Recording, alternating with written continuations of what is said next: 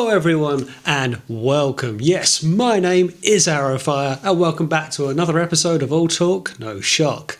And today we're going to talk about all things HASLAB. Now, a lot of you would have been receiving your Victory Sabres, your Star Sabres from the recent HASLAB project. And that's actually what I want to talk about today. HASLAB, the project of HASLAB as a whole. We got some upcoming releases. We've had a release or two in various fandoms by now. I want to talk about, is this really a good thing? Is this going to be here to stay? It looks like it is. Should it be here? And what they're going to do next. What are HASLAB, Hasbro, Takara, not so much Takara, more Hasbro, what are they going to tackle next? But let's get into it. All talk, no shock. So for those who do not know, HASLAB started as a crowdfunding for Hasbro. Hasbro came up with an idea that they thought they wanted to tackle something big, but rather than putting it into production and then selling it to distributors who would then sell it at retail price, and then sales and orders would go up as typical purchases would. They wanted to tackle something a bit different, but to do so they wanted to have backers first before the orders went out. That's not a new concept, that's existed in the world of trade for some time, but this is the first time a toy manufacturer, or certainly Hasbro, have done so. And if you're going to go down this route, you've got to be sure there's a market for what you're doing. Hasbro went this route with Transformers. They knew there was enough of a fan base, an adult, older fan base with money that they could probably fund this, and we'll go on from there. Coming into Transformers, Hasbro wanted to have a go at this with the Transformers market, and if you're going to go down this route, they wanted to try and make it big. They wanted to make it worthwhile, that they're going to ask for people to put down their money first for a figure that was undeniable that you had to have in your collection. And they chose Unicron. Now, okay, I can actually agree with that choice. If you're going to do crowdfunding first, that people had to give you their money first, backers first, or at the very least deposit first, make it something grand. And they don't come much grander than the Chaos Springer, Unicron, the Planet Eater, the Devourer of Worlds. And depending on your view, it was a success. It met its targets, it had its problems, but it had people who are also very happy with the purchase. Now, to cut in at that point, I'm not the biggest fan of this concept. I can understand why a company would do it, but I don't understand, personally, why a company like Hasbro that sells X amount through the Generations toy line, through a Masterpiece toy line, or whatever, would feel the need to go down this as a funding route. They felt that they couldn't take the hit to have toys on shelves, that they had to have the money up front. This is a big company that has multiple fandoms, multiple IPs, multiple licenses.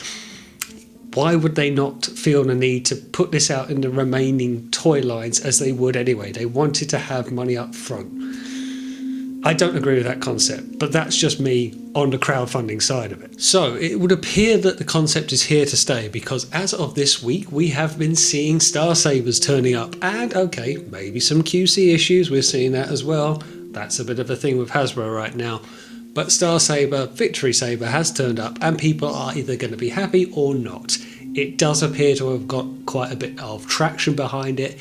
Once it's received its minimum amount to be mass produced, it then received further backers to get more accessory unlocks, and really by this time, if it's met its minimum targets, it's going to meet all of its other targets. And this is targets worldwide. It isn't just a UK source, a United States source, a Europe source, it's Asia as well. It's all across the world to meet these sales targets to something like 14,000, 17,000, 18,000, 25,000 backers before it goes into production. And are you telling me that these numbers were never going to be hit? I don't know. But that figure is out, and soon enough Hasbro said we're going to go again. And of course Victory Sabre's arch nemesis, Deathsaurus, is the next one. I am actually quite liking this figure. I would be quite tempted, but I just have no interest in the character. I also do not like the giant robot chicken mode, but I do like how the figure looks.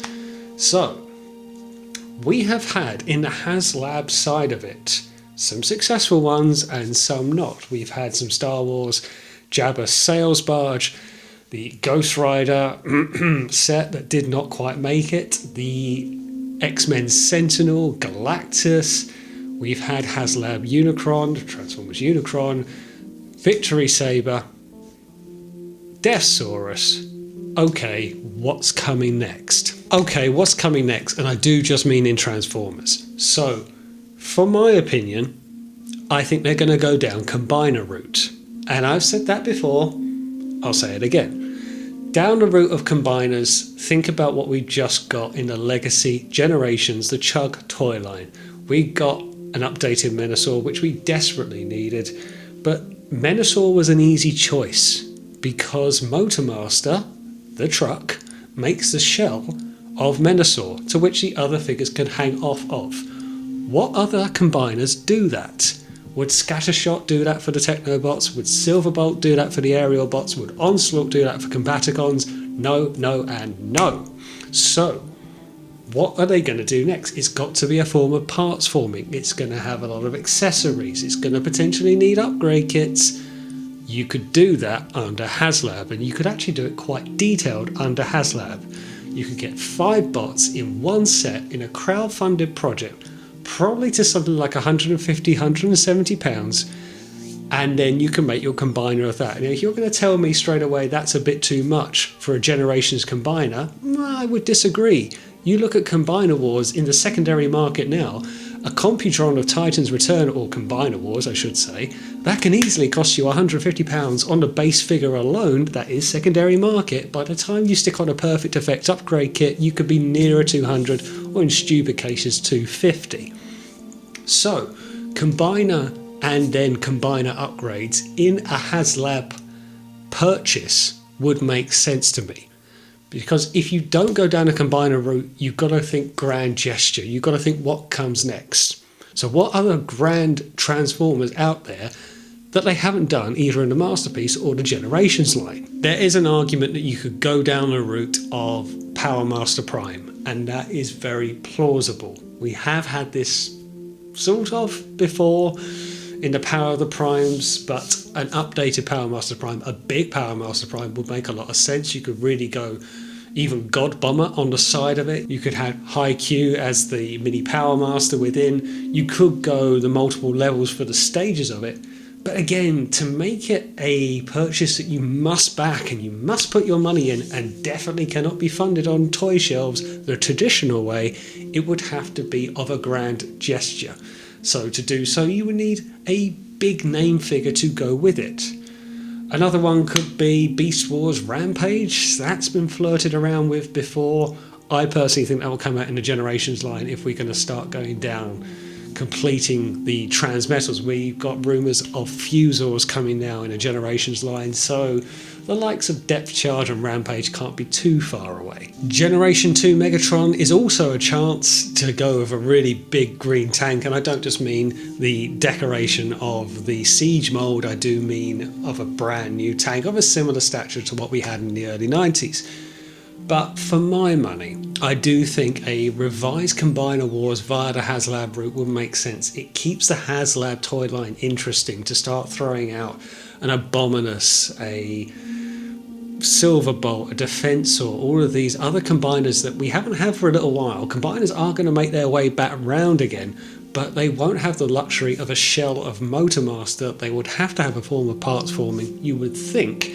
And what better way to do that than to secure that payment under the tier system of HASLAB? I am not endorsing this. I don't like it. I'm not against parts forming per se. I do generally believe that parts forming, if it helps the final figure, I'm all for it. But why, again, can't this be done under just general release under the Generations line? Why does it have to be under HASLAB? Why does HASLAB have to be a thing? I could maybe understand Unicron, and then in which case could we have a Primus, but I am not a fan of the process. But whatever I think, it looks like it will be here to stay. But there we go. What do you guys think will be the next release under the HASLAB umbrella for Transformers at least?